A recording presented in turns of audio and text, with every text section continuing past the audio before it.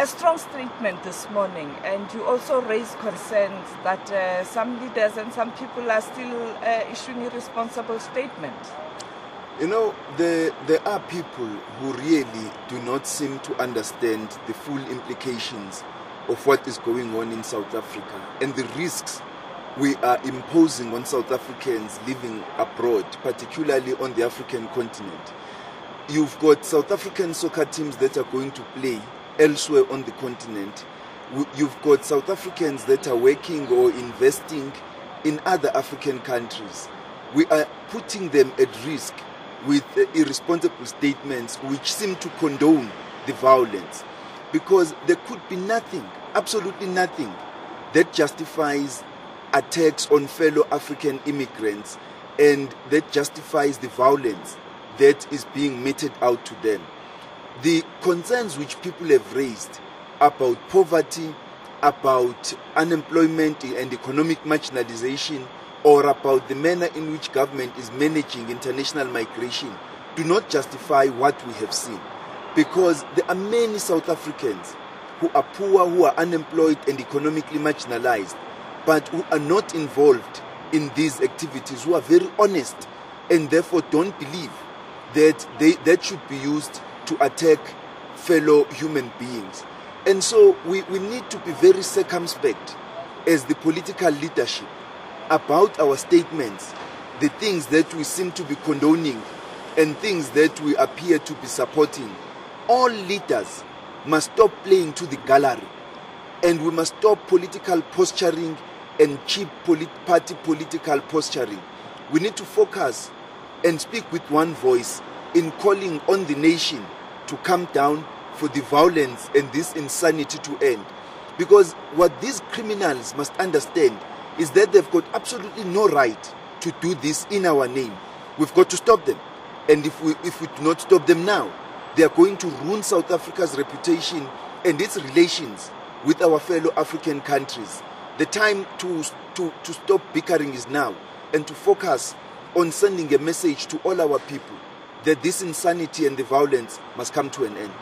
Minister, can you briefly tell us, in terms of retaliations, have you received any reports from outside countries where people are saying we are going to retaliate? There have been unconfirmed reports of retaliatory activities in other countries. We are, of course, in discussion directly with the governments of those countries. We are today having our third meeting with the African Diplomatic Corps. We met with them last week on Wednesday. We met with them this week on Tuesday.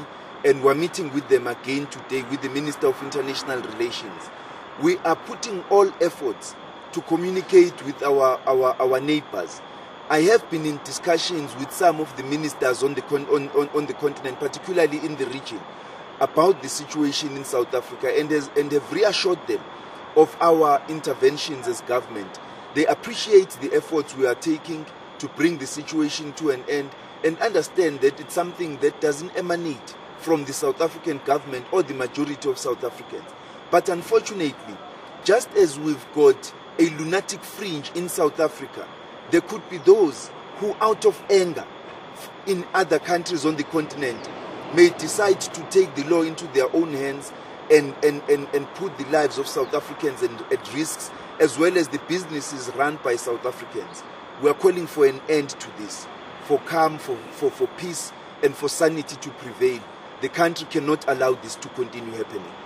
You met King Goodwill's Zwelithini this week. Are you likely to ask him to also make a strong statement to kind of explain these rumors that he incited people, even though the king has made it clear that he didn't do that?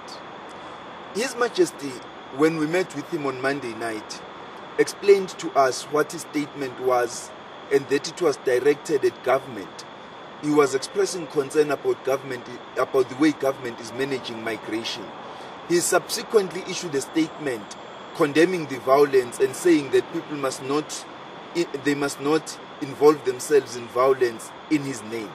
He also this week made it very clear that anybody who has any concerns or grievances about the economy or even about migration must refer those grievances and concerns to government, which alone has the capability to deal with the situation.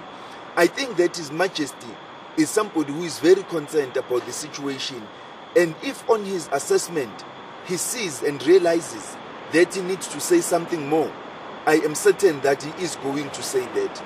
But we need to ensure that all of us as political leaders do not attribute what's going on to His Majesty, but understand that there are always people who are willing to take advantage opportunistically of any situation in order to implement and conduct or pursue criminal ends.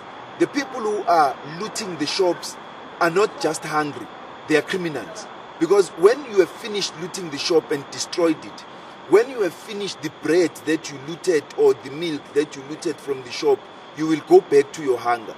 A sustainable solution to the poverty and the hunger is what government has proposed.